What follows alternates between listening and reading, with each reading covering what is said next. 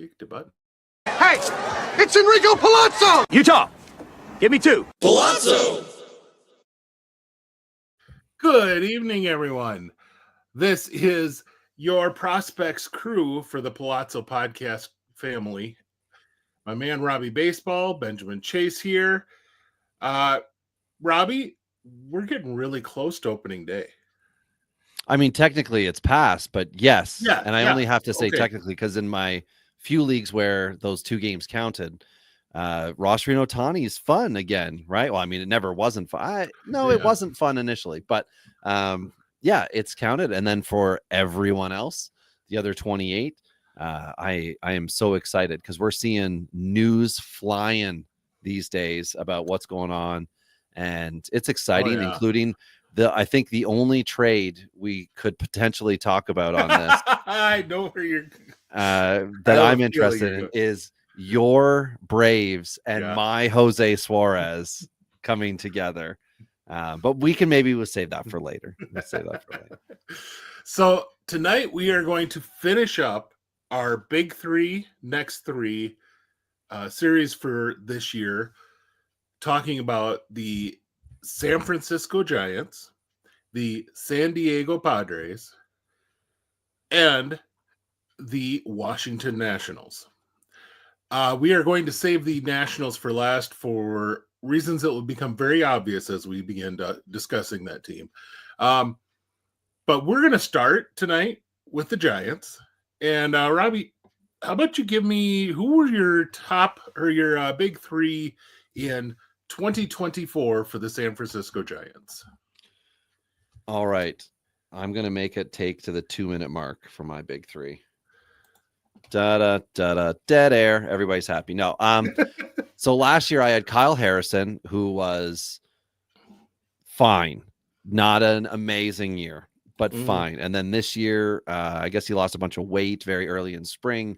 So he's behind and he's not going to be in the opening day rotation because that's what happens when you have options and your team wants to maximize their opportunity to win. So Harrison's going to go down for a few weeks or until the need is there and he's going to come up. But I liked him as a rookie last year and I think he did fine. Jung-Ho Lee, who was like a cheat, rookie, signed a major league deal, but unfortunately got hurt. And the story on him was he had no power. And I think he started, okay, not great. But spring in San Fran is not when you have your best power performances, right? You need those warmer summer days and whatnot. And then, I took a big old goose egg on Marco Luciano playing the bounce back potential. And he still technically is a rookie because he did so poorly that they just did not continue to play him. And I don't know that it's by any stretch over for him. But I mean, I think we talked about it before, Ben. Like, this is a change of location guy. Maybe it was during one of the dynasty pods I did. Which, you guys should definitely go listen to those ones if you're interested. Luciano just might need someone else to really believe in him, but have an idea as to the adjustment required because he's just Kane at a ridiculous rate when he gets promoted. And this is a guy who I will say I have way too many baseball cards of because I believed in heavily, and so I invested heavily at a young age on Luciano. So I get you. I feel that one. So how about this year, Robbie? Who are your big 3 this year? Big 3 this year. Only a fool would not start the list with Bryce Eldridge. And that's not because he's number 1, 2, or 3. That's because he is the list. That's the guy. Yep, there we go. That We're done. No. Yeah. He is the next guy. And I remember when he was drafted, Ben, I was saying he's the next Ohtani because they were saying he's a pitcher and an outfielder at the time. And boy, he very quickly just simplified himself, or not him, the organization simplified him to you are a first baseman. And he just excelled last year enough that he finished 2024 in AAA. Mason, pleasure to have you with us. And if you're listening and you're wondering how you can get with us, join us on YouTube at Pallazzo Podcast. That's 2 L's, 2 Z's. And you can always hop in. My phone's buzzing. That must be a internet troll. Yeah, join us at Pallazzo Podcast, subscribe, and we'll get you in. Maybe you could be our Bryce Eldridge, our top prospect, because that's who he is with the Giants. I also have, and I'm looking ahead a tiny bit here, I've got 4th round pick from the 24 draft, Dakota Jordan, Yep. Mississippi State outfielder. I think, oh my goodness, Christian Campbell was a year late to the prospect hype path with Boston. I think the potential is there for Jordan. Now he's not going to have the same easy. He's not going to have the same path to prominence here because everyone's looking for the next one like that, who's a post second round kind of bonus baby to come up at 21. I think it's safe to say that Jordan's going to be at low A to start the year. If we're lucky, he'll go to high A, and then they could push. We could see what he could really do. Again, I don't know that you need to go hard with him, but he is 21, so it's not a bad idea to try to be a bit aggressive if you're San Francisco. And then the last guy is not a disappointment, but I'm not real pumped to tell you that Carson Whisenhunt is my 3rd guy, the 2022 2nd round pick. He was part of the Will Bednar, Harrison crew of like giant starters that looked like they were going to be really good. But he's kind of moved in different ways. Like I was trying to find a different site that I don't normally go to find like where do they have him ranked, and he was pushing his way out on a bunch of lists outside of the top 100 as 24 went on. So he's not a top tier prospect. He's in some situations not even a second tier guy. He's almost a forgotten man. But again, at 24 years old, you can't really forget about it. It's just, it's control. I mean, we're going to talk about it today, man. It's control with Whisenhunt as it is with many other guys. But anyway, Eldridge, Jordan, Whisenhunt. Whisenhunt is a guy who, unfortunately, not great decisions have followed him for a lot of his career. In college at East Carolina, he got himself suspended, which is why this is a guy who was a legit top 10 prospect coming into the month before the draft, and then got himself in big trouble with East Carolina. So fell to the 2nd round to him that year. And yeah, he's got all the right stuff you'd like to see. I'm not going to assume any or assert any of my own personal feelings watching him. He looks the exact same now as he did the day he was drafted. It does not look like he has really done a darn thing to improve himself as a professional pitcher. And that's not a good sign.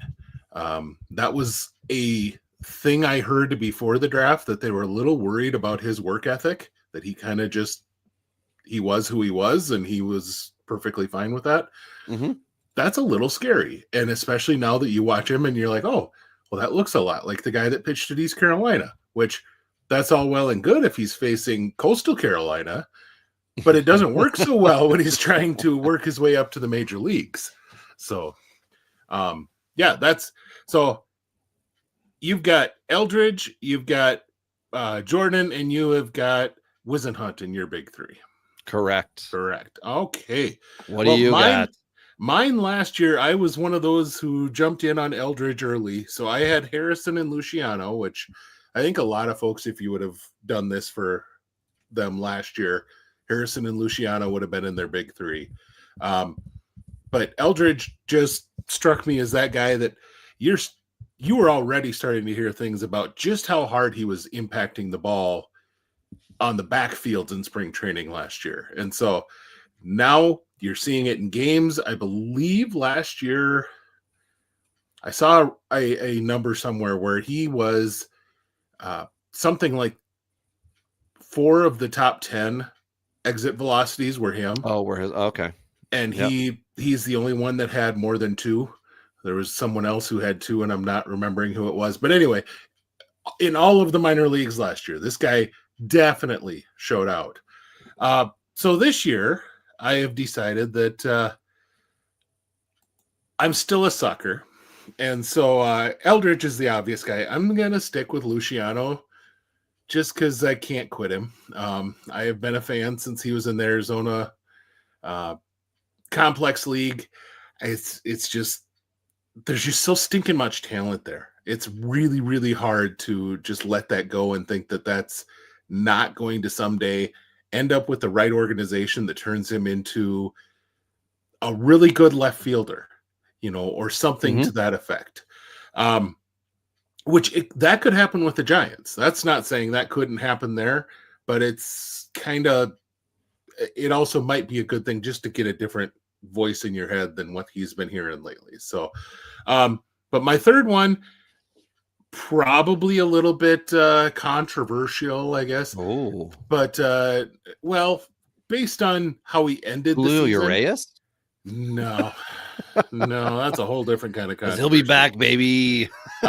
James Tibbs, their first. Oh, round okay. pick. James Tibbs the third. Yes, they're the third. We got to include all these guys, like this is true. juniors This is true. and whatever. Yeah. He had a very impressive start to his professional career, which you could say he might have jumped out about as good as anyone not named Christian Moore into the professional ranks. And then they bumped him up a little bit and he went face first into the ground. It was very obvious that he had a lot of work still to do. That was one of my concerns. Hey, Mike VA, how are you tonight? One of my concerns with Tibbs at the draft was he had some extremely hardcore splits by handedness. And so I was a little worried that might be a platoon guy going forward. You weren't really sure where he's going to fit defensively. But the big thing, but I thought, there's just, you watch him and this could be because of, this very well could be because he had Cam Smith in the lineup with him, and those two became kind of a Bash Brothers for Florida State last year, where one would do well, the other one would feed off of that. But Tibbs, as I watched him, I just thought, that if that guy can get with someone who wants to let him move slowly up the minor league system, he's going to really become an excellent player. And then he got drafted by the Giants, and I immediately took him off every one of my FYP awards. Okay. Oh yeah. I think that there is talent here. I think that there's a legit hit talent here. And I think that the Giants could potentially use that handedness well and platoon the heck out of him. But I think he could have been a lot more in other situations. Okay. So, I was going to say, as you were describing him, it almost sounded like you were talking about the Guardians' new platoon man, Nolan Jones, who was recently traded from Colorado for Tyler Freeman, which immediately shot up Tyler Freeman's interest for everybody, which is that former prospect, which is for 6 weeks. Basically, he's got an opportunity to get some at bats. Now, if he's demoted, you know who could end up getting some of that time at second base? Keston Hura, baby. Don't give up, everybody. But just speaking on the edge of Nolan for Tibbs, that's kind of where I was originally going for. I went off on my own tangent. It's the risk that can go along. Now, Jones was brought along pretty slowly as well, but he was a third base prospect by the Guardians until they decided. Significantly better athlete. Yeah. Okay. Fair enough. He wasn't a third baseman by any means, but they allowed him to kind of stay there until tried to max out value. He showed that he wasn't a third baseman, but he's a legit 2020 sort of guy. I think we'll be happy to see James Tibbs in his entire career steal 20 bases. So total, but that's a whole Uncle nother Ted discussion. Uncle Ted popping in with an off-topic point. I want you to bring that name up again on Wednesday. I am as excited for him as I am for his co-future All-Star teammate, Tim Anderson. But that's a conversation for another day. And if you don't know what I'm saying, that's because you're not in the chat. So anyway, Ben, we're going to keep this Dolphin, I don't know, headed wherever Dolphins head. And I'll go into my next big three. Let me just punch in the old time code because, our boy Govier deserves nothing but the best and the only thing I can offer that's good is time codes accurately. Last year, my next 3 was a massive list, which I think must have been because we were at the end of the year, whenever it was, because I have Bryce Eldridge, Rainer Arias, Jack Chiote, Wade Meckler, Keaton Wynn, Tyler Fitzgerald, Hayden Burnsong, and Carson Whisenhunt. They were all there, and I've got notes on every single guy, which is crazy. And Wynn got hurt right away. Meckler had time in 23, did not get an MLB at bat in 24, and has really fallen back on people. Chiote has been slow rolled as the 22-year-old lefty. I believe he's 6. Like, he's a big guy. I think 6'6", 6'8", something like that. Fitzgerald, we did see come up and succeed, so I'm taking a win on him. Eldridge, of course, has done what he's done, and that's great. Hayden Burnsong, same deal. Serious K's last year, and then Whisenhunt gonna be in the bullpen. What the heck? We'll find out. I mean, there's going to be weird move. If Matt Libator is starting for the Cardinals, allegedly, then there's room for anyone to eventually. I'm trying to take the approach of who's going to get 20 plus starts, because people are going to start the year as, you know, in the bullpen or in the rotation.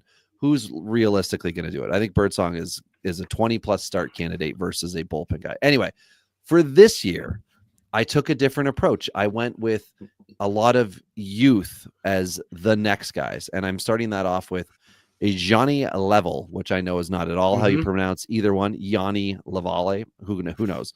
17-year-old DSL guy, Venezuelan, not a catcher, Britain, not a catcher. He is a shortstop, probably will convert later on based on where he's grown up, but switch hitter and good from both sides, which is really good. Less than a 20% strikeout rate. I think it was under 17, 18, something like that. In the DSL, also hit 10 ding-a-dongs. And he's a baseball IQ, smart baseball player guy. So we'll see what he does, if he is a jump candidate from the DSL straight up to A, which, you know, we talked about that with Milwaukee, how they did that. The other guy who I think from the DSL is also a candidate to that is Oliver Tejada. He's 5'11". I would like him to be about 7-8 inches taller, ideally, but that's okay. He was really good, legit in the DSL. 5 homers, 300 average, 405 OBP, 893 OPS, 9 stolen bases. And I talked about it on a previous podcast, and somebody thought it was hilarious that used to listen to me on Dingers. How they said, now you're talking about defense to justify prospects' potential. So he only had 1 error in whatever it was, 300 and something. No, it wouldn't have been innings, whatever it was, opportunities, something like that. A 986 fielding percentage. And I'm hoping that he can also jump to a ball this year and not be hanging out in the complex league, because they seem like their bats are at the point at which you can test them. So, and then the last guy up is Walker Martin. The strikeouts were absolutely terrifying. 41%, and he was in the low minors, so he was not pushed, but he did struggle. So we'll see what's going to happen, because he is, as Ben has said, a tool shed of potential. It's just a matter of what can he really do for us. But I think a lot of people who thought he was going to be a top riser, like Walker Jenkins, popped up a bunch of lists with Minnesota. Walker Martin was allegedly a sleeper candidate to do that, and that did not happen last year. So I still think there's potential with him. Of course, 1 year as a pro, there's a million things that changed in his life. We'll see how it goes this year. But Tejada, Level, and Martin are my next 3. Okay. Ben, what say you? Well, last year I had Martin, I had Whisenhunt, and I had Everson Arteaga, and we could just forget that I mentioned that name. Yeah, no problem. I couldn't pronounce it, so that was not a pleasant year. I really thought he had something, but I was wrong. It happens. Guys I have this year, I think you've mentioned 2 of them already. Rainer Arias, who is a IFA guy, just kind of having a steady development, not a jump forward sort of guy yet. I have Dakota Jordan on there. My concern is quite a bit about the swing and miss, but I 100% am on board with you in that he is the type of guy, he's had success at a big uh, big competition college. With Campbell, it was at Georgia Tech in the ACC. With Jordan, it was Mississippi State in the SEC. So there's obviously talent there, and he is an extremely good athlete. It's just going to be a matter of, can he do that long term? And there are adjustments he is going to have to make in order to make that work. The last one is a guy that I was really, really sad to see in the transaction wire. It is Jacob Bresnahan, 6'4" lefty that they acquired from the Guardians in the Alex Cobb deal. And I really, really liked him. I really wanted him to, he was a Washington high school kid. I really wanted him to develop in that Cleveland system because I thought he was kind of a perfect pitcher for that system. 6'4", 200, just a lot of things to like. Still had a pretty solid year, even though once he got to the Cal League, it was not pretty. At 10.98 ERA, not pretty. So his overall, I remember we talked about him last year, post trade. Season numbers, he had a 5.04 ERA, even with that 10.98. So that kind of tells you where he was at: 69 and 2/3 innings, 87 strikeouts. The stuff is really, really, really good. I don't know if I trust the Giants to develop it, and especially don't trust them as well as I would have trusted Cleveland to develop it. But he's kind of along the lines of that, and we're going to talk about another guy here later, that guy that Cleveland seems to be drafting lately in the middle of day 2 and into day 3 out of high school, that they're going to develop for a year or two and then flip, because everyone's going to go, oh, if Cleveland likes this high school pitcher, then he must have something. And I'm still waiting on Jacob Zibin. Yeah. I've been waiting. So I'm waiting on that one. I would love to see Bresnahan come out and just be a stud next year, because he's got the stuff to do it. But like I said, unfortunately, I'm a little worried that he's in the wrong organization for it. But if anyone can, he's got the stuff to do it. So so that's the end of my next 3. Who are some guys you have that are kind of not on the list here, Robbie? Yeah, so I didn't put Rainer Arias back because he didn't replicate what he did. So I'm happy to see that you did, because I think he's still doing fine. He just didn't maintain the level. But if he had, to be perfectly honest, he would be rostered everywhere. And I don't need that in my dynasty leagues for every DSL guy or J15, whatever you want to title them at, or title them as, to be heavily rostered, because they should be taken slowly in the developmental stage. And my comment that I'll repeat now from Arias last year was, thank Luciano for any slow roll on hype he gets, but he murdered the DSL last year for 14, 539, 793, more walks and Ks. Now, last year, he did not replicate that by any stretch when he went to rookie ball, but he did go to rookie ball, not complex. Yeah. And he held his own. I think it's safe to say he held his own. Yeah, in 105 plate appearances. I won't go with the at-bats because it's 88 at-bats, whatever. 250, 371, and then a 735 OPS. And strikeout rate went up. The walk rate was down a little bit. The power was gone. But adjusting to competition, where you're living, every single thing in life adjusted for him. And I know I've used that before last year with Brian Betancourt with Colorado. I said, we need to see more. But it is a safe thing to say. Not everybody's going to be, a rock star right away. And at age 17, 18, living by yourself, all those things happen, or maybe not by yourself, but maybe not living with a parent or something like that. There's things that happen. So I still like him. So I was glad that you mentioned him. Chote is another one that I do still think is interesting, sleeper type value.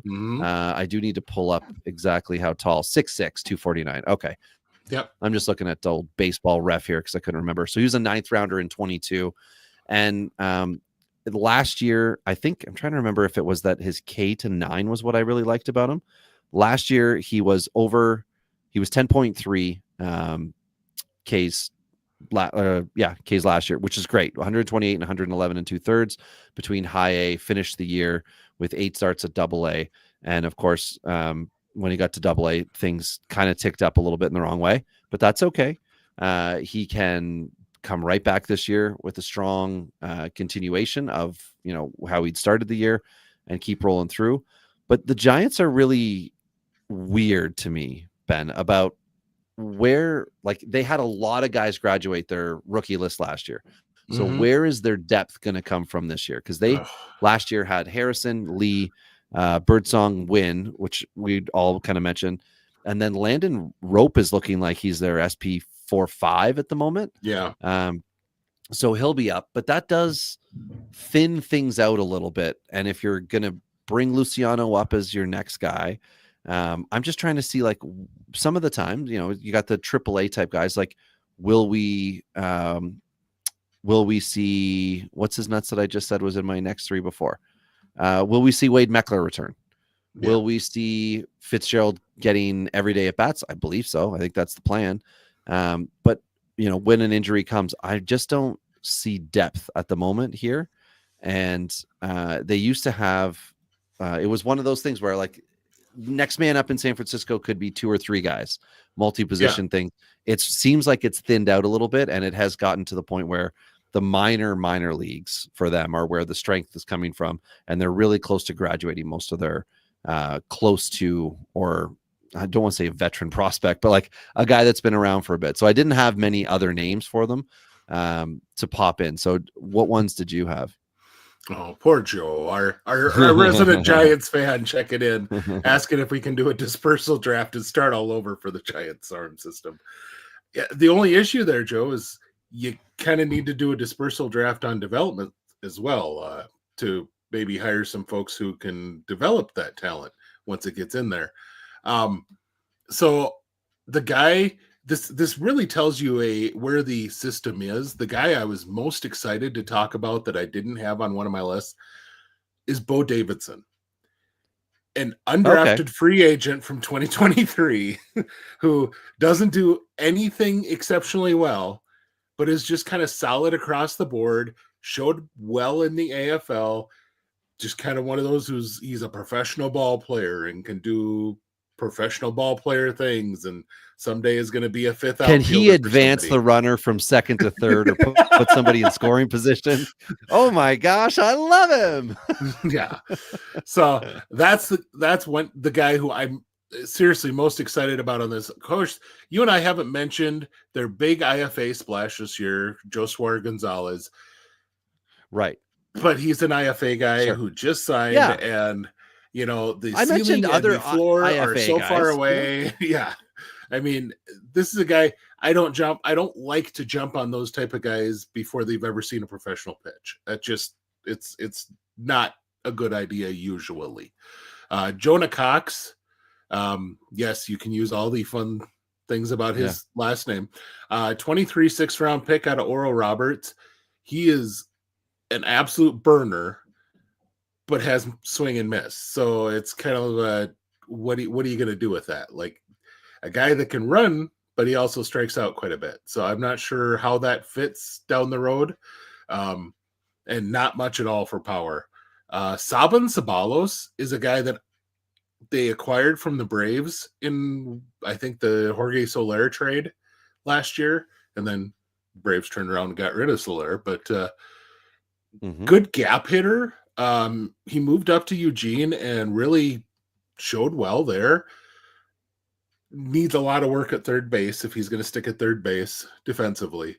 But could be one of those guys that ends up as like a Lamont Wade type, that comes up and he's nothing that blows you away, but he's consistent. He does his job well and sticks with the team for quite a while. Well, it's like Estrada, Theo Estrada, who they had for 4 years as well, or 4 and change. And that's kind of what I was saying earlier. It was like they don't have those guys. It seems like they don't have those cusp guys who could kind of settle in. Fitzgerald did last year. So. Oh, poor Joe. We've already spent 20 minutes too long on that. I've only been here for 5. I've got one when you're done. Please continue. But I did have one other guy I wanted to bring up. This might make Joe happy. We'll see. Reggie Crawford is one that I want to just Sure. mention because Yeah. the talent is ridiculous. Obviously, can't find the strike zone nor stay on the field so far. Mhm. But touches 100, has a ridiculous curve from the left side. And my last but not least is Josh Bostic, 23, 8th round pick, upper 90s fastball, has 4 other What was it? A pitches. fastball? Is that how you said it? Yeah, I like okay. the pronunciation. Festival. Yeah, there you go. We're playing in Italiano, okay? He has 4 other offerings, but they're all kind of average-ish pitches, so there's nothing that really sticks out to go along with that really good fastball. So I don't know. He very well might be a bullpen destined guy, but someone to keep an eye on just Yep. because he does have a feel enough to throw 4 other pitches. So there's a chance he could do something with that. All right. Who's your I guy, see Robbie? we have. Well, I'll do my guy in a moment. Chad has popped in and said, "Did we talk about the other Carson in San Fran yet?" Now, is that Seymour? Is that who we're going for? Carson Seymour? Is that could 'Cause when I be. quickly looked, I was like, he's AAA lefty pitcher, came from the Mets. Is that the guy? But the one that I wanted to get some hope for is the potential future second baseman, who I think could easily move, is Xander Darby. He was a 12th rounder last year from University of California, Santa Barbara. So, I'm just going to say a beach bum because I have no idea what they would do out there. Why am I talking about a 12th round pick? This seems kind of silly. Well, we're in the extras, but we're also in San Francisco. So we're looking for something of a dart throw. And although if you look at his college numbers, including summer ball, he was solid for power in a very short amount of pro at bats in A ball, which is interesting enough that you would draft and then send a guy to an A ball level to finish out the year. He hit 4 in 47 at bats. Didn't bat, like the batting average was 234, which is his lowest finish since his age 19 year in college as a freshman. But OBP is fine. And maybe there's something to be said for what he could do here. So that might be a bit of a dart throw. And then, Ben, you had the final one that I saw up there. Yep. Joe mentioned Maui Ahuna from Hawaii originally and went to the University of Tennessee. He was really a fun guy to watch in college. One of those guys. Tennessee just has had some guys like that, the Drew Gilbert types that are just all hustle and all energy, and he was that kind of a guy in college.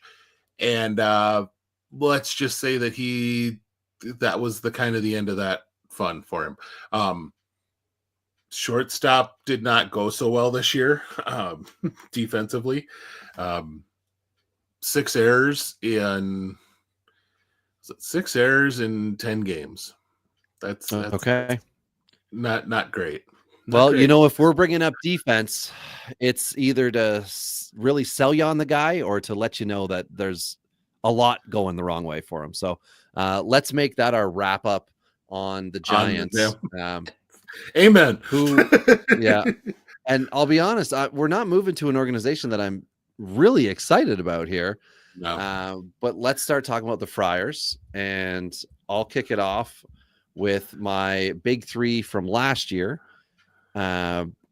Who I had, let's see here, make sure I say it right. Robbie Snelling, starting pitcher in AA last year. Jackson Merrill, who I don't remember what he did at all. Oh, right. And then I got to say, I'm not happy that I said this, but I also have my comment to follow it up. Ethan Salas, the catcher, was my other guy. And this is my note, Ben, unedited from last year.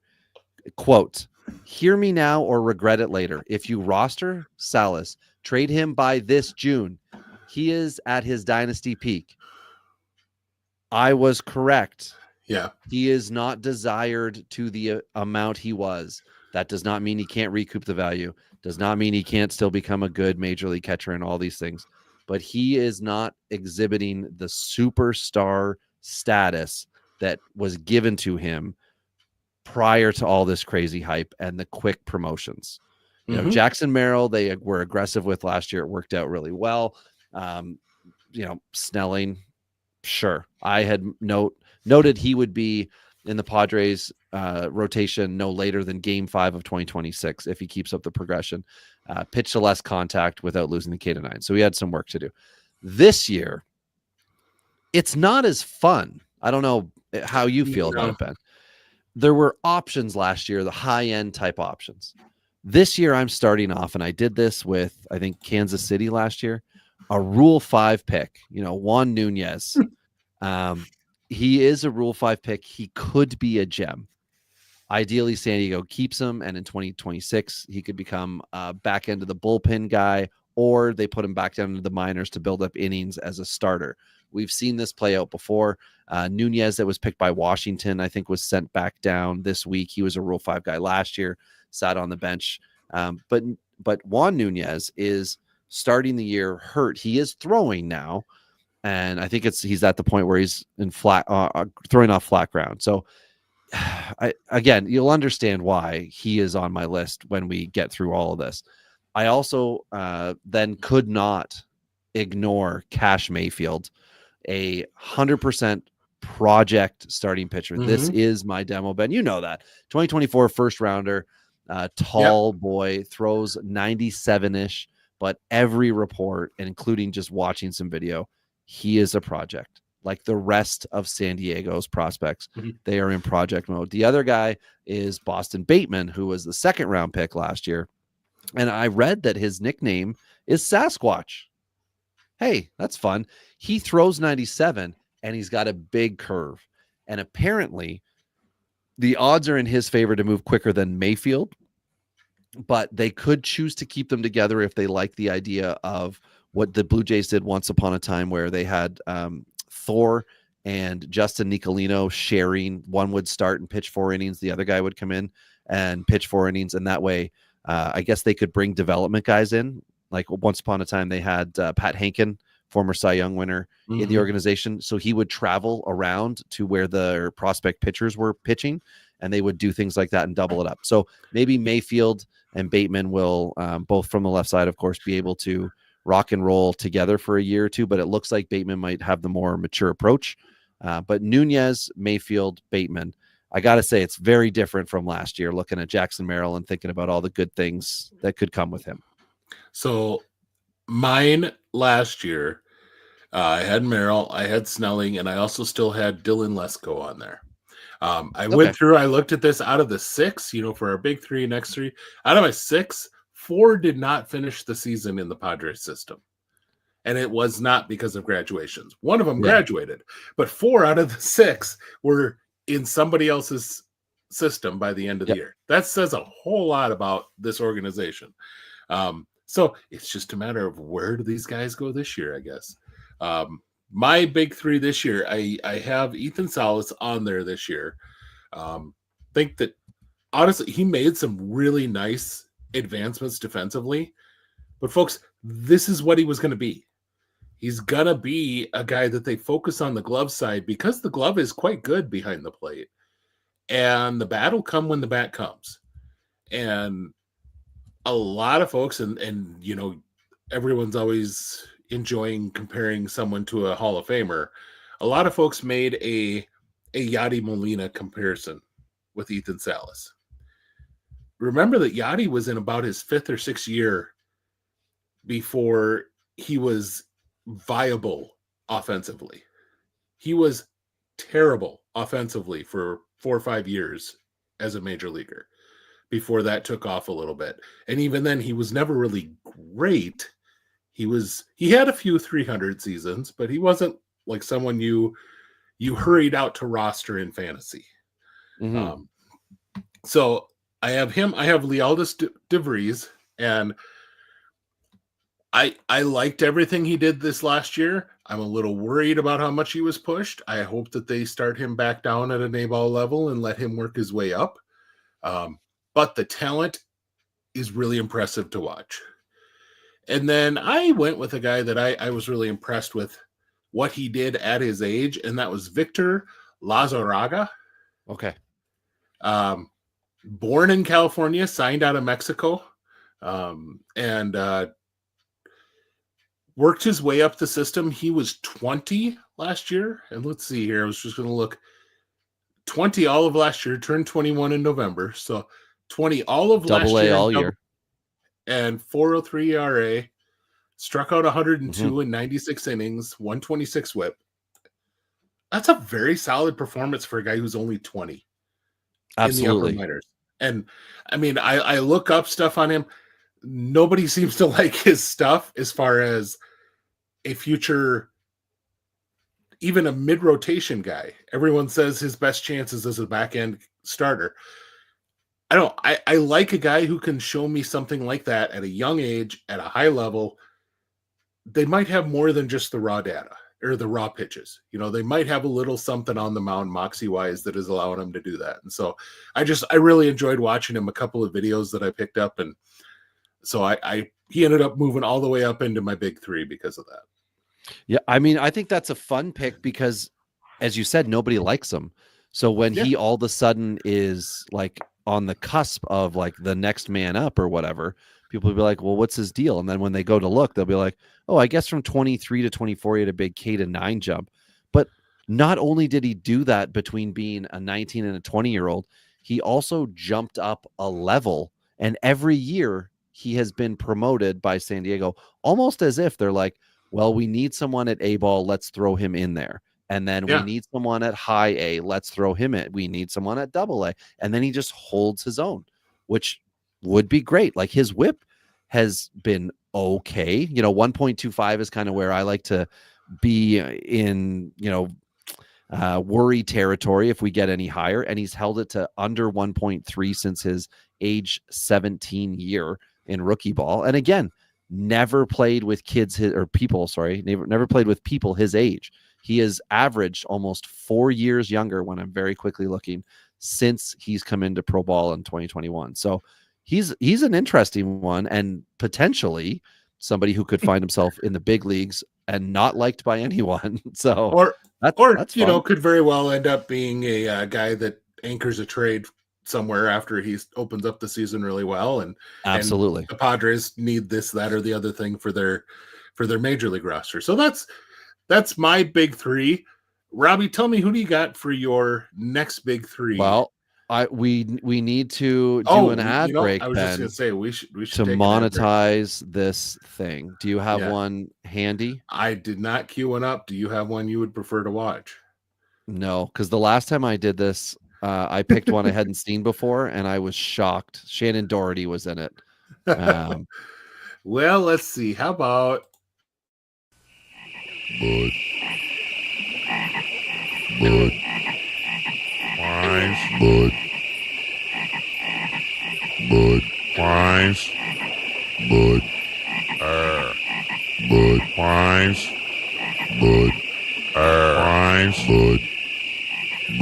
Wines, Bud Wines, Bud Wines. Nailed it. That was fun. And before we pop back in, Dietz did put this up a few minutes ago. Now, Dietz, you just threw the question out there without understanding what we're doing here tonight. We are your Prospects Power Hour, but you're talking about who should you draft between a few what we'll call veteran baseball players. So we also understand this, and we'll answer your question. But this is the Prospect Show, so for anybody else thinking about it, we are just as interested in Joe's comment on UC Santa Barbara. Sex on the Beach was named after that place. And he says you can fact check him. I know it says on the screen don't, but you can. Absolutely. So anyway, Dietz wants to know, Ben, which two should he draft between Freeman, Jazz, Crochet, Gilbert, Sale, and Burns? It's head-to-head. There's only 3 keepers on a team. He's got some other construction things that are too detailed for us to worry about tonight. But he's got 6 picks, so he thinks these guys are all going to be hanging out. I mean, Jazz is the hot guy for the year. Crochet couldn't be scarier if he was on a cliff right now because we don't know what realistically we can get out of him. But who are you liking? I mean, to me, Gilbert sticks out of that group. As far is he the safe one? To me, he's the safe of the arms that are there. Gosh, I want to say Freeman, But I also look at his build so far that he's talking about. His current team has Vlad, who is first and third eligible. Yep. Tucker, Churio. Tucker, You you're good have in the kind of outfield. you have some good base. I mean, Freeman to me is a great guy to have for base of stats because he's gonna, you know what he's gonna give you. He's not gonna give you a 240 season or something like that. That's just not what he's gonna do. So yeah, I'd probably take the jump on Jazz because he's gonna have second base, third base, and outfield eligibility. So Yeah, there's some flexibility you can play with there, and certainly you would think a full season in New York should be pretty good for his other numbers.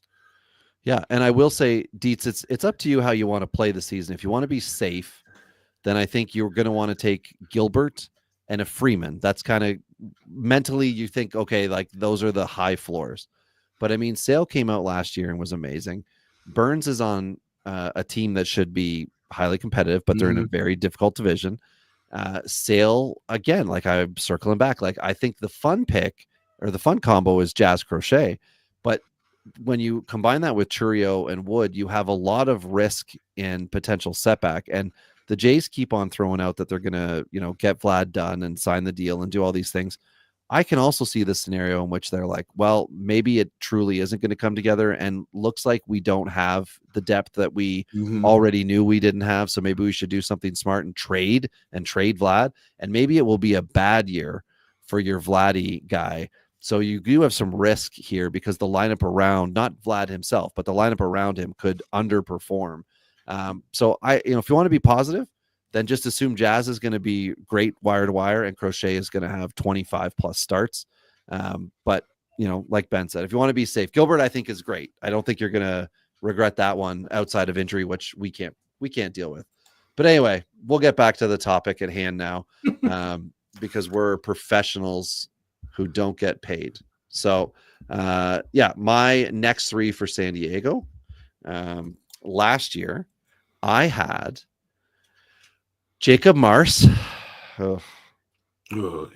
He's such a good 23. Graham Pauley, who was in contention to be on the major league roster, 300 he was. hitter. Yeah, moving with Dallas, future core. That's my comments were so brief. 300 hitter, moving up with Salas, future core. Okay, and then JD Gonzalez, catcher.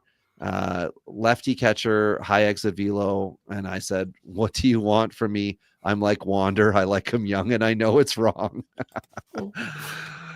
Good time. So anyway, this year, what have I done, Ben? What have I done? I've put Ethan Salas here. I've put him here in the next year. I've put him back down. I've also put Leota DeVries back here, and I've got Isaiah Lowe, right-handed pitcher. 20 starts last year for Lowe. 111 Ks, 46 walks. We understand when they're young and they walk, that can, RP risk, But I like the Padres to get him and the other straight to make for a cheap rotation come 28, or they'll trade them all for the next Dylan Cease. Yeah. So, and then comments on Salas. I don't like him, but dynasty people are slow to walk away. I'd watch for him to show a more contact-based approach, which is kind of leading to your Molina comp that you discussed a few minutes ago. It makes sense. You don't give up on the guy. Nobody that has him in dynasty is going to give him away, but you need to see something change with him, or we're just going to see a repeat of barely scratching 200 and, strikeouts too high, and the OBP has to do. We just need to see something. So, and then for DeVries, too early, chill daddy. There you go. An A ball, but we better not see him before 2027. Okay. We don't need the Padres to be the ones to try to push up all their prospects and turn everybody into a superstar, but it's fun that they're moving guys. So I give them credit for that. So Ben, who do you have? Who's next? So my next last year, I had Salas in there, and then I had Drew Thorpe, which tells you when we recorded that, because it was before he got traded, because he was traded before the season even started. Yeah. Drew Thorpe and Adam Mazur. Who also ended up traded. Yeah, like I said, 4 of my 6 last year ended up traded. So 2 out of each. So this year I went with the guy you mentioned already once, Cash Mayfield. Okay. Then I have Humberto Cruz, who's another Mexican signee that they have. Yeah. They got arms. They're just in really development. didn't pitch much at all last year. Sounds like there was some injury stuff going on, but 97-mile-an-hour fastball, a couple breaking pitches that are really interesting, along with a changeup that folks say could be a plus change, and he controls the crap out of stuff.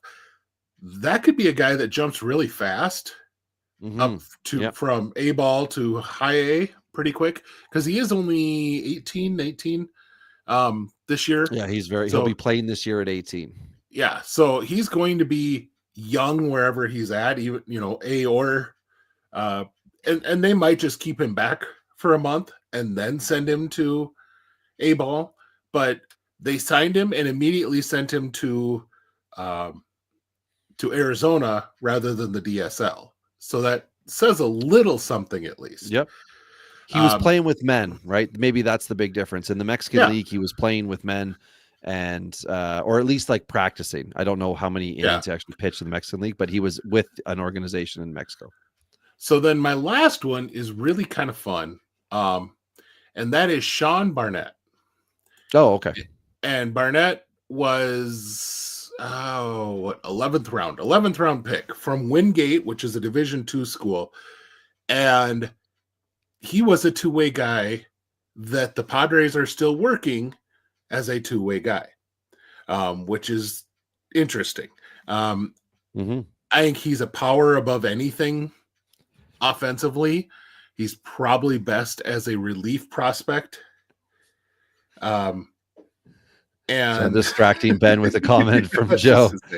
But Barnett is a guy who I think if they decide to go full pitcher on him, this is a guy who could be a upper level reliever really fast. If they take some time to help him develop a fourth pitch, he could be a potential mid-rotation type of starter. He's kind of filled out as in the body, 6'2", 200, and it's not like there's a whole lot of space to add to that. But just the fact that he's a two-way guy right now, it's kind of like, hey, this could be fun to at least watch and see what happens. And you need those on this team. The guys that are going to be fun to watch and see what happens, because a lot of the guys that they have, and we'll get into this, are very likely going to not be with the Padres going forward. Right. And so do we want to just go straight into the guys who aren't on the list here? Yeah, absolutely. I've got you had mentioned one, so I've got two to talk about when the time comes, but go ahead. Okay. So I have a bunch of 24 draft picks, and you mentioned already. Oh, damn it. Are you going to say Cale Fountain? Yeah. Okay. And a big reason why he's from Nebraska High School, but you know where he was born? Oh no, where? He was born in South Dakota. He's a Dakota boy. In South Dakota. Not from Michigan. Are we going to get back into anybody from Michigan? No. But last year, Adam Mazur was mostly in my next three just because he went to South Dakota State. So, we got to always toss that type of stuff in there. And but Fountain has got legit monster power. Cobb Hightower, which that's a great name, by the way. Cobb Hightower. Yeah. I mean, that guy should make it to the majors based on his name alone. But and then Kai Roberts is the other one I got, and he's a college pick that they had. Those are three of their 2024 picks that all could be very interesting a year from now, or they could be on somebody else's roster a year, or somebody else's minor league system a year from now. There's probably a better chance of the latter. Terso Ornelas was a 2016 international free agent signing out of Mexico. Isn't that nuts? But he's still not control. He's still not that old. But he's definitely a post-type sleeper. He finally had a breakthrough solid year in AAA. He's kind of bumped up against that and had things to like, but not a full-on season. I'm not going to make any guarantees, but this is the guy that I think is going to be playing the most major league time for the Padres out of anyone we talk about here. especially Mhm. this year. I agree. Then I have Romeo Sanabria, 2022 18th round out of JUCO, and just pounds the crap out of the gaps. Had a solid AFL year, but he is absolutely terrible at first base defensively. So I don't know where you can go from there. So you're likely going to be looking at a guy that doesn't give you good over the fence power. That's a DH only.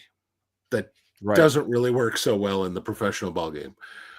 Braden Carpathios is another one, 2022 undrafted free agent. Gap power, a lot of whiff. Something I want to say something like a 35% strikeout rate last year. So for a guy that isn't giving you 30 home runs, that's just too much. But you're going through this system. That's the guys. But pitcher wise, they actually have some pitching, and that is one thing they do well. You mentioned Lowe. I really enjoyed looking up stuff on him. That was fun. I think he could be a guy that his first full professional season, he tossed 105 innings. That's a guy to pay attention to. Yeah, that but- beats Lorenzo or whatever the guy's name Yeah. was. He's consistently been in the 90s, so they kind of let Lowe go, so to speak. There you go. Braden Nett was another undrafted free agent, 2022. He got up to AA last year. He's kind of got 50 to 55 stuff across the board with like 45 control. And if he can step that control up to even like average-ish, that's a potential fun like back end type of starter profile. Mm-hmm. And then last but not least, another one who's likely going to spend some time in the big leagues this year, Omar Cruz. I got him as a trade from the Pirates, left-handed pitcher. He's like 5'10", but pitches up over the top. And so it's a really weird angle to come from that short, but also be up top, because normally the guys that like to come up top are 6'8". And so you're looking from the ball to drop down from the sun. And instead it's like it's dropping from the bill of the second baseman's hat. So it's a little different angle to kind of pick up the ball coming up the top like that. But really, really good changeup. I think he could be a good long relief guy as a lefty, and probably this year in that role, if they want to make him a starter, it's probably another year of development to get that. But there's a guy in Houston that reminds me of that I liked for a couple of years, and his name's escaping me right now. But similar profile to like, I could see some things going right. But with Houston, he's just remained. I think he's kind of peaked out AA, might get promoted, but almost not necessarily because of performance to be promoted, just like your AAA or bust. We'll see here. So, but yeah, I did have, and we discussed Humberto Cruz, Cale Fountain, who I think is very entertaining. Another one from last year's draft, Tyson Neighbors, 4th round pick. He is a reliever allegedly, but let's just see, let's just see what happens if he is an elite type reliever or if he is a ho-hum organizational piece. You did mention Kai Roberts, Lamar King, which I believe is a junior on that, mentioning him because he's Canadian, 4th round pick in 2022. The one thing this catcher first baseman is lacking is the one thing you absolutely need out of a first baseman, and that is over the fence power, especially if he's going to be a catcher type guy. He only had 2 last year, but his line was 271, 379, and an 800 OPS. So he is knocking the ball around, including 6 triples, which obviously tells you he's got speed. However, not a stolen base to speak of. So interesting case, might need some legitimate scouting on him, but fielding wise, he seemed to be able to hold his own, since we're talking about fielding now. And then the last one I had is Clark Candiotti. I don't know if that is a relation or not. Sometimes it says it in places. I don't see it here. But anyway, he was also a 4th round pick in 2024. Has not debuted yet. And when he was at Arizona in college ball, 93 and 2/3 innings pitched, 103 strikeouts. But I kind of looked and was like, holy 95 2/3 innings pitched. Okay. So he might just be a guy who, if he's able to pitch successfully, he's already older than everyone else in their system. He might move quickly, but I don't know what's reasonable to expect. So I went on to the University of Arizona's website because they Okay. always have that kind of fun stuff. He is the son of Tom. Oh, he is. Oh, okay. Gandiotti. So Yeah. The knuckleballer. yeah. And Joe did mention, and this is a guy that I kind of just skipped over mostly because I don't remember if there was any pro time yet. But Kavaris Tears is a guy who was on Tennessee's national championship team last year, and lots and lots and lots of raw athletic talent. But he's got to figure out how to be a baseball player with all that raw talent. And like Joe said, if he can hit spin, he might be something. Yeah, this is a guy who's like a plus power, plus run sort of guy with a plus arm. But he's the grade that BA gave him is a 40 on his hit in the draft. And usually those draft grades are just a little bit pumping you up. So if you're getting a 40 on your hit tool in the draft, that might say a little bad thing about you. But you know who he reminds me a ton of is and I'm going to butcher his name, Rosario with the Twins. Kalai Rosario with the Twins. Oh, yeah, I know who you're talking about. Yeah, K-A-apostrophe-A-I. Yeah.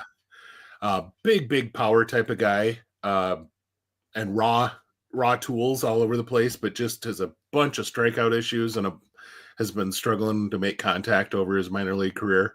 But man, when he gets a hold of one, it's really fun to watch. So I think that's about enough of the Padres. Now we actually have a fun system to talk about. Yeah. Good one to end not just the night on, but also the year. Yeah. Is the Nationals of Washington. Absolutely. And last year on the Nationals of Washington, I had Dylan Cruz, I had Brady House, and I had James Wood, which almost seems boring to say Cruz, House, and Woods, because what I'm repeating this year is Cruz and Brady House. I just think I think there's enough there with House. I think it's going to come together. They're not locked in at third base. Maybe he's not going to be able to sustain a good enough contact rate. He's going to have a high strikeout rate. The OBP might not be there, but that's the things that could happen on a negative sense. On a positive sense, he's a serious talent who went from being hyped to forgotten and back. So I'm happy with House. Now, Cruz, we all know, is safe floor. Yep. He's going to just be a good major leaguer.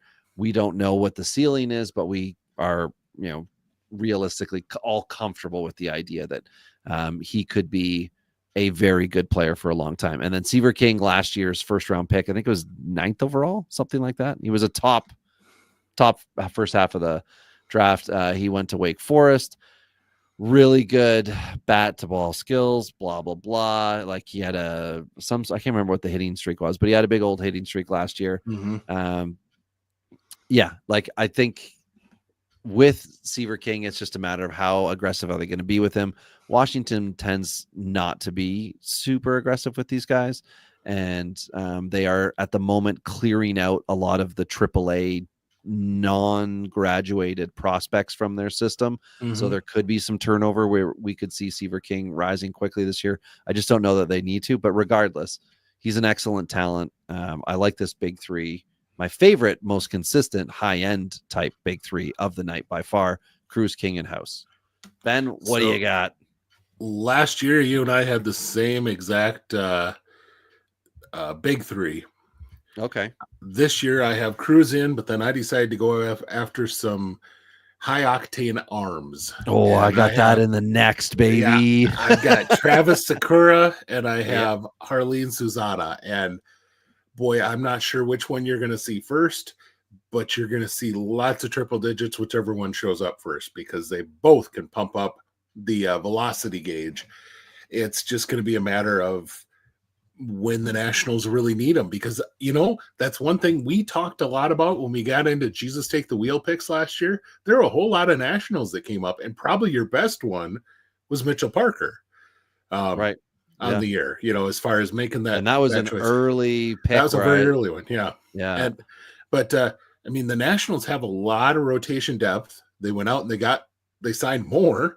They got Soroka to come in, Mike Soroka to pitch this year. I'm blanking on the name of the Japanese guy that they signed, but they signed some guys. He was sent down regardless. Yeah, he was sent down. Something I can't remember. Yeah, and DJ Hers was also sent down. So they have enough depth where they can do things like that right now.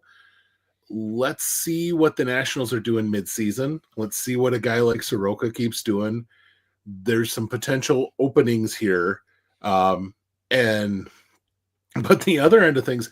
This could be very possibly the most fun AAA rotation to watch, because we're going to talk about some more guys that they have that are extremely good that'll be at that AAA rotation. This is a really deep system as far as pitching is going right now. So, yeah. And you mentioned some of the names that did not make their roster to start the year, that are quality arms. So like my next three from last year, I had DJ Hers. So happy with that one right off the bat. I had Harlan Susanna. Yeah, that's fine. And I had Sakura. This year, I've added former Guardian Alex Clemmy because I had to, because I love him. I've added Sakura back, and I've added Susanna back, and I put them all together because I really haven't got to talk enough about arms. I know with San Diego, I gave their big three arms, but two of them are legit prospect projects, and one of them is a Rule 5 prospect project who's going to be up. So these are legitimate prospects, and as you said, Ben, high octane for Sakura and Susanna. And Clemmy too. Clemmy is elite fastball plus curve, got a changeup and a slider that are the combined secondaries for him. Yeah, those are the trouble pitches. But he is also a high school drafted guy. Those are even. They at least flash above average. That's just the thing. Is the big thing for him right now is he's got to figure out. He's like all arms and legs. He's 6'5", 6'4", something like that. But he is a very long arms and legs. I think he's even taller than that. Could be very well. I feel like he's a 6'8". The Nationals acquired a basketball team at the deadline last year because I started going through and there's like 6'6", 6'7", 6'9", and you're like, Jesus, all right, well, okay. Apparently the Nationals have a type. But the thing with Clemmy is just he needs to be able to have his delivery be consistent pitch to pitch. Yes. And once he does that, the raw stuff is so stinking good that he's just going to explode onto the scene. And especially coming from the left side with that, I've told folks, I think health obviously is a whole different thing with pitchers, but assuming health, his bad outcome is an Andrew Miller reliever type. Yeah. That's really what you're seeing with him is there's just so much talent with the arm. If he can't make it as a starter, that's his potential role as a reliever. And it's like, geez, he's a fun one. Absolutely a fun one. So, yeah. And I feel like of my next three, which of course you've got two of them in as your big three, like Sakura is the guy who during the drafting period for him, he was a third rounder in 22. I was least interested in because I thought this is going to be hard to come together. And then he went out last year and started 20 games as a 20-year-old and in 85 innings had 129 Ks, which is a 13.6 K to 9. Holy sugar snap. And he did not have a ridiculous walk rate. In 85 innings, he walked 27 guys. Man, oh man, he's good, and I don't have a single dynasty share of him, and it sucks because now, although he's not he's probably on lists, but although he's not necessarily inching up the list because pitchers are always suppressed on prospect lists, he is not going to be available via trade without giving up a very similar type of player in return, and it's going to be hard to trade him for, say, a third baseman of some sort because the comparables right now would be like, trade me your Kobe Mayo if you don't think he's going to mount to anything for my high-end velo guy, and we'll see who's, you know, happy in 3 years. But it's fun with Washington. So yeah. Anyway, who are your next three? Then we can dive into all these names. Next three, I decided to break a rule last year, and I regretted it. So I had Yandy Morales, I had Robert Hassel, and those guys just they did okay. They, you know, Hassel has definitely done a lot better than okay in spring. But my third one is where I broke my rule. I put on there Victor Hurtado. Their 2024 IFA guy, and he was, let's just say he didn't pull a Jesus Mate. He had a rough year in the Dominican, and he's still 17 when the season starts. He's 17 until late May, no less. So, I mean, this is a very, very young kid, and it's silly to get crazy about, oh my gosh, he hit 218 his first exposure in pro ball. But do I wish I would have picked somebody different? Because, you know, last year I was having some inkling on Sakura, and I was like, I wonder if I should throw him on there, and I didn't. And so, you know, I do regret that I don't have that name to, you know, put a feather in my cap there. And instead I broke my rule, and look what it did for me. Don't be so hard on yourself. It's okay. I'm just saying. This year, I have Clemmy on mine. I have Brady House, and I have Yandy Morales back on there again, because I just can't quit that talent. He is a really fun hitter to watch in the box. He's just, he's had some significant injury stuff since he was drafted, and B, it's just, he is such a tweener in so many ways. He was a guy who you weren't really sure if he was going to play third or first base. Okay. You're not sure if he is going to go all in and become a 310 hitter with 40 doubles, or if he's going to be a 260 hitter with 30 home runs. And it's just that type of a guy. He's got the ability really to kind of do both. He just hasn't clicked the way you were kind of hoping that it would. But, you know, I'm excited to see what he does this year. This is a guy who, you know, still has the frame, University of Miami background. Yeah, I'm excited to watch him play this year. So, guys that we didn't have on the list, Robbie, who do you have? The guy that was really popular a few years back that has slowly worked his way away from the list, Andre Lara, pitcher. Yeah. He was a popular J2 guy, and I gotta say, he's fine. Like he, even just a generic look at his line last year, 11-11 sounds, you know, odd, but that's 11 wins, 11 losses, which you can look at it that way, or you can look at 25 starts, which is the better way to look at it. He had a complete game within that, 134 and 2/3 innings, 132 Ks. It's not blown anybody away. But ERA, he's managed well. He was really good in a brief amount of time repeating A ball, which I would like to go back to that old trope of he got promoted and struggled, and then the next year goes back and dominates. So he had a full season in high A in 23, and it was very ho-hum 23 starts. 98 and a third innings, 66 strikeouts, and everybody walked away at that point in time. But last year he rebounded nicely, started at high A again, 6 starts, managed 30 innings in that period of time, 39 strikeouts. So, okay, you're better than this level right now, although you're 21, so you're moving up to A ball, and he played the rest of the year at that. And he had a 3.63 ERA. I'm going to call that excellent in-game management for himself. 1.19 whip, again, excellent. Gave up, 7.7 hits per 9, not the best. Strikeout to 9, or sorry, strikeout K to 9 was 8, so that's on the lower end. But again, look what he did the year before, and then look how he started again. So I believe that he has enough. Like on the year, he was 8.8 K to 9, but just counting the double A time, 8 per.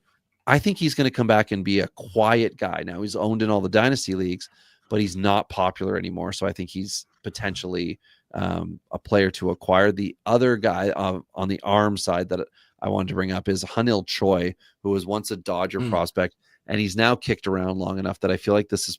I'm trying to check here. I guess it looks like he started. He started in 19. So I don't know how they'll do that for free agent availability, but he should be a free agent after this year unless he's signed with Washington as a free agent this year, because he's been with the Dodgers and reached AAA last year, but none of it's been sparkling since 21 with him. But he's still, moving up, and he could be organizational depth. And you never know when a guy gets on a heater. Like, I don't know. I just find him to be interesting. And at the higher end, Cade Cavalli, I guess we should mention that. Rule 5 draft. AAA phase. Oh, that's where he was. Okay, thank you. Okay, so that's how they got him. That's so he was move. Already a Rule 5 guy. So they got him, and they didn't protect him even from AAA. The Dodgers didn't, which says a lot for you. Yeah, that they were okay to have. I mean, but it's the Dodgers, so they they had a lot. But on other end of prospects, it's officially over for Jackson Rutledge, right? Cade Cavalli is one of the other guys. Back. Yeah, but he's going to be 27 at some point this year. So, I mean, you push him in, or you got to kind of move him to the side. And then I did want to mention a catcher. Oh God, Caleb Lombada, who we did talk about before. I think during the draft stuff. And I feel like you had said it was either. Yeah, it was him or Moore that you were talking about the potential of him going to the Blue Jays. So it was Loma Vida. He was it Loma Vida? Okay, yeah, so he was the guy Hawaiian. that everyone kind of thought that was a definite Blue Jay if he was there, and then they went with pitcher Trey Savage. So he ended up going 39th in last year's draft, and he went to A-ball and finished out the year. What do you want to say? He didn't light it on fire, but he was fine with the OBP, held his own in that sense. But the rest of it wasn't ideal. 3 stolen bases in 5 attempts. So I'm interested to see what he can do this year. Now they've got Ruiz. They've got a long-term guy. They got Riley Adams, who's just going to kick around. But maybe there's something with this guy. And I would like to see what it could potentially be, because he was interesting enough with his time in college to be a well over 300 hitter with lots of power, that I would like to see what that could turn into. And I know it's a catcher, but that's kind of where I'm sitting, because any team would be willing to trade a guy like Ruiz with good control and 3 or 4 years left if you've got the next guy ready who's going to make exactly $1 million, right? Yep. So those are my extra Washington boys. Lara, one of the things I noticed this year, I had written down a couple of times with him that he needed to eat a cheeseburger. And 6'4", and he was like 165 pounds. And you're like, what the heck? He is a solid 185-ish. I mean, I don't know that I would say he's a 200 plus pound guy yet. He's still very lean, but he has definitely put some muscle onto that frame at this point. And it absolutely showed. I mean, you're talking about a guy who went out and pitched 134 innings last year. And there's a reason. It's because his body can now handle that. So then what's the next step? It's kind of, he's got 3 usable starting level pitches. Now he needs either that 4th pitch, or he needs to turn his attention into the bullpen. But he is on the 40-man already. That's a big thing to also consider, is they put him on the 40-man, which means he might jump ahead of someone like Sakura. Yep. If they need someone, because I think Susanna's also on the 40-man. But anyway. It was I don't know if he is. I know Robert Hassel and I think Laura, maybe Susanna, all got added around the same time. So Hassel is just a guy, we mentioned him a little bit. He took a big step forward, really did well in the AFL, and he kept up the AFL stuff in the spring this year. I'd love to see him become the guy that makes the Nationals question whether they love Jacob Young's defense that much. Because, you can put Cruz in center and he's not going to win a Gold Glove, but he's going to be a very solid center fielder. And you put Hassel in left, you put Wood and right, or vice versa, and that's a very solid defensive outfield. But you might have a whole lot more offensive upside if Hassel has finally kind of found what we've all been waiting for from him since he was a top 10 overall pick. Caden Wallace, they got in the Hunter Harvey trade with the Royals. Huge raw power. One of the things with House we were talking about, House has never really had that much competition at third base to worry about on his way up. I mean, yeah, Carter Kaboom was there, but by then he was already on the downside of things. But now you've got Jose Tena in the major league level. You've got Caden Wallace now pushing him from, and I think, and we're going to get into another guy here in just a little bit, but there's going to be some guys that are going to make Brady House say, hey, I gotta light a fire under my butt and get myself up to the majors and show I can do it, or somebody else is going to take that spot. Philip Glasser is a guy that they got in the 10th round in 23 out of Indiana. I was really impressed watching tape on him. This is a guy who can play who did play anything but first base last year and played 2 of the 3 outfield spots. So very certainly a good utility guy. Gap hitter, probably not going to get you more than 10 home runs. Above average speed, but not a holy crap burner, but really good plate judgment. So someone that could probably find his way into a consistent bench role. Dalen Lyle, outfielder. Oh, yeah. Okay. 21 second rounder out of high school in Kentucky. He finally was fully healthy, and he showed what the speed can do. Not enough probably oomph to the bat to be a starter, but this is kind of, we've talked about this a couple times recently. This is kind of your ideal 4th outfielder profile. Can play all 3 outfield spots, give you a little speed off the bench. I had King on here. We're into their 24 draft, which they did really well, in my opinion, on getting hitters. We talked about King and Loma Vida already. Luke Dickerson was their 2nd rounder, New Jersey high schooler. Hockey player in high school. Won a state championship in hockey and then played baseball. Well, allow me to interject with some real life recent news. Not only for this is college related. So University of Waterloo, where I work, their women's program last year came in 3rd in the national championships out west somewhere. And this year they hosted. We ended up doing all the food for the athletes, the volunteers, everything. So last week was insane for me. Now we know why Adarsh isn't here. He's probably sleeping. Adarsh is sleeping. No, he's actually working a function right now. He should be home. But yeah, it was a busy week last week, and the women's team got in this year. They were ranked 8th, and there was a lot of controversy, as you'll know, Ben, with how college rankings go and things like that. And they said, they lost to U of T and shouldn't have been a big deal, which is the University of Toronto. But good games, whatever. Anyway, they started off their elimination by eliminating the top ranked team, and then I believe it was the 2nd or 3rd ranked team they knocked off and made it to the finals, where they did lose, but they had a very competitive, awesome, fun run for the women's hockey team. And they have, I think in 2 years, they will have had 2 very highly sought after women hockey players who will now, I believe, both be ideally next year playing in the women's hockey league, women's national hockey league. So, and in my men's league last night, beer league, 6 goals. I scored 6 goals last night. So now, is back that to before, baseball. Is that before or after the opposing goalie drank his share of the beer? He was in net the whole time. I don't know how much he drank, but I know I celebrated with a few after. And then one of the guys on the other team, because I banged a rebound in, which we don't always go after the rebounds in tight to the goalie, because we all know we have to work the next day.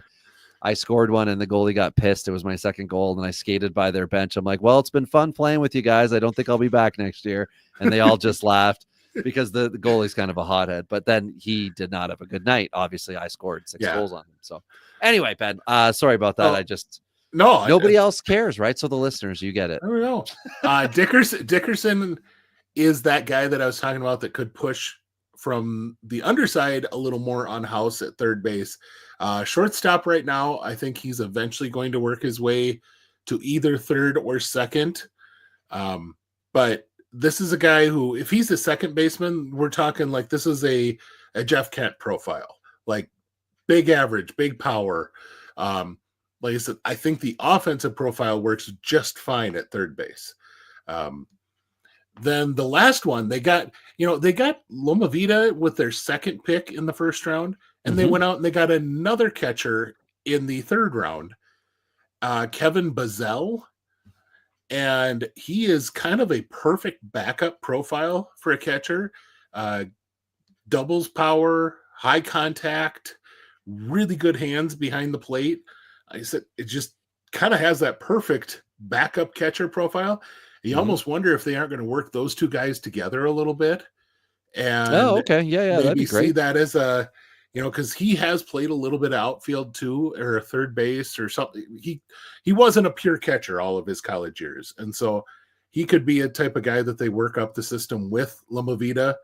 And eventually, once it becomes clear that they're ready to have that duo come up, they find a new spot to ship off Ruiz. Right. I love that we're trading Ruiz. That's so fun for us. Poor guy. And here's the move, baby. We're going to trade him.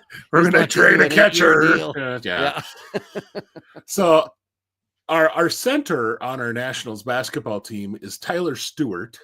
They acquired him from the Mets last year, had a really good year in A-ball, got up to double, had a little bit of stuff. He's 6'9", has a really funky arm angle, and but he also has above average to even maybe plus control. So 6'9" with plus control is ridiculously fun. And it's like I said, to be in the box again. It's coming from a weird angle, but none of his pitches are really plus as a starter. I kind of wonder if they might throw him into the bullpen, let a couple pitches play up, and then, and be an exceptional long reliever, or even, if they play up enough, he could be a back end type of reliever. Then finally, a guy. Oh, actually, I got two more. Brad Lord. Was an 18th round. He was kind of a big name. Even mention him? Yeah, I've been picking him up in dynasty leagues. And coming into 24 and throughout the year, he was really kind of a big hype guy.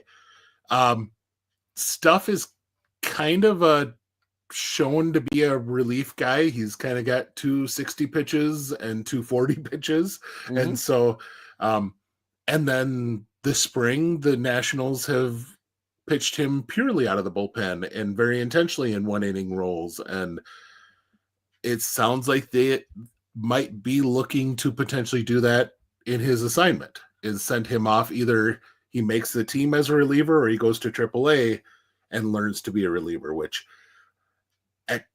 unfortunately for him, that could be in large part due to the amount of stinking starting depth that they have, that having two viable pitches that still need a lot of work to become a starter with your other pitches might mean that you get bumped into the bullpen, because that's just, it's what happens.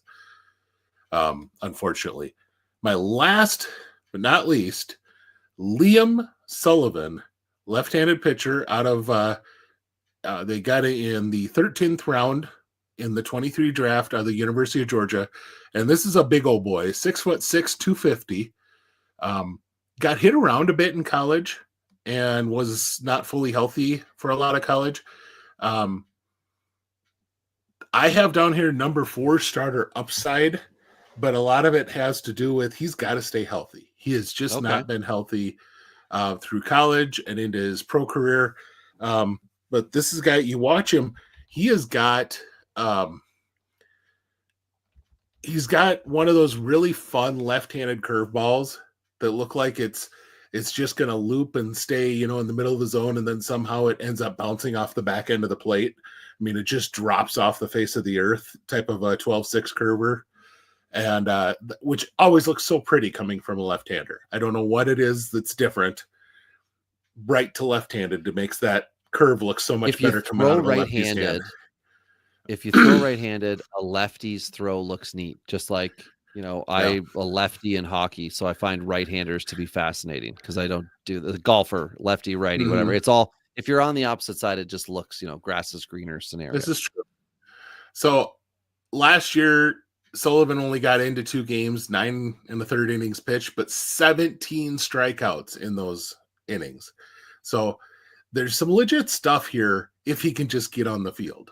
So anyway, that's all of my guys. I don't know if there's anybody that popped into your brain that you hadn't mentioned yet, but I'm just having a final look because after you said Lord, I was like, man, how did I not even put him on my watch list? Because he was a late round pickup for me in a league this year, and I almost drafted him in another. So I'm just making sure on my own fantasy rosters I can pretend hype guys up here for trade value later. I've not seen any more Nationals. I've got so much Clemmy everywhere. It's great just to see that. That needs to work out, or I'm going to be in trouble. Another guy who's interesting is Jake Bennett. Okay. Lefty that's probably a back end sort of starter, but plus changeup from a lefty, and actually has a viable fastball that's kind of a low to mid 90s fastball that could work with it. So there's always, and he's a 6'6" lefty. So, well, obviously it's got to be huge. He's in the Nationals. So, he's got to be, 6'8", 6'6", 6. Because what is Rutledge is 6'8". Yep. Yeah, he's huge. Yeah. So, this team has just got an affinity for some reason for that 6'4" plus pitcher. So if you're looking to make a deal at the deadline and you happen to have a 6'6" pitcher, the Nationals are going to be interested. But I don't know that this is the year that they push through, but acquiring a guy like Nate Lowe to kind of be involved or in the middle of that lineup with, the CJ Abrams and Luis Garcia, and you got Ruiz, you've got that outfield of Young and Wood and Cruz. This could be a really fun team this year. They might make a lot of really dumb young kid type of mistakes on the field, but when they click at that young raw talent, that could be a really fun team to watch. I am not looking forward to the fact that the Braves play them in division, because they're going to see those guys a lot this year. Well, the one saving grace is that everyone is pretty low on the Nationals pitching at the major league level. Now, we've talked an awful lot about their minor league pitching. This is true. But just looking at Gore could have an up year. Trevor Williams is the definition of he is what he is. Jake Irvin was pretty good with quality starts last year. Mitchell Parker was fine. And Michael Soroka, we don't know exactly what we're going to get. Are we getting the bullpen guy from the White Sox in starter form, or are we just getting a continuation of the starter struggles that he had last year? And if that is the case, well, then what do they have? And that bullpen is going to be fine, because bullpens can always make it work if the guys they've are got depth and options. Yeah, They've which got is a lot to of their options advantage. that they can throw in there. I would love to see Washington start well and then maintain like a 500. They don't need to be 5 games above and then have a 10-game losing streak. That sucks. But I think that they could potentially have a really good clubhouse, because the mix of players is very good. And you've got like Alex Call, I know I bring him up a lot, as a legit guy who understands what his role is. Ahmad Rosario will understand what his role is. Riley Adams understands what his role is, which should allow Abrams, Cruz, Bell, Lowe, DeYoung, like all the guys to max themselves out. And they're not going to be worried that if they go, have a bad weekend series, they lost their job, right? Like they know that the guys that are on the bench are there to support and fill in to try to win games, not to battle them for playing time. So I think that's a good thing for the team to have. So the Nationals are fun.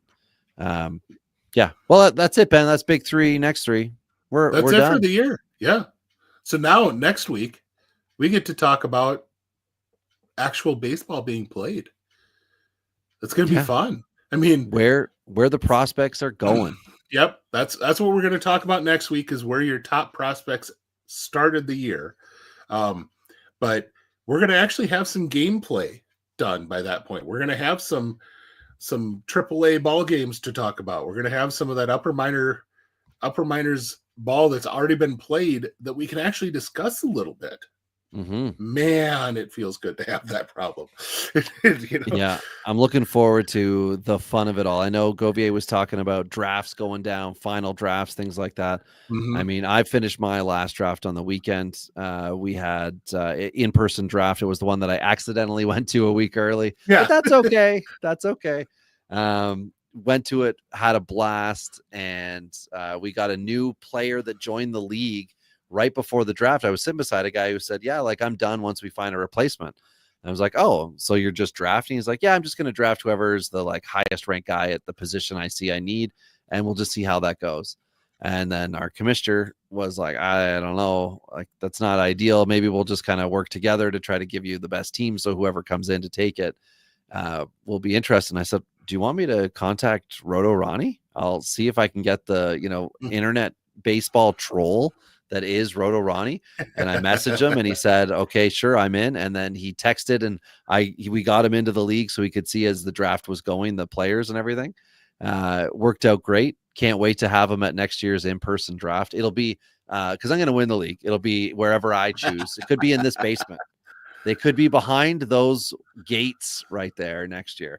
But it is exciting. It's a fun time of the year. Hope is in the air.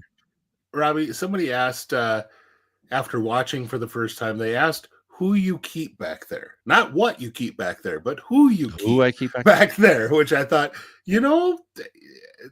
after looking at, okay, I can see where maybe that's a storage of a person or something. I mean, when we get to 2,000 subscribers, I'll give a tour.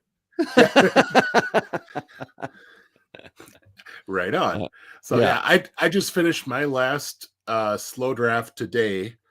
And I was very happy. I ended up with, it was an FYPD and had Cam Smith fall to me with the 4th pick, which I was very pleased with.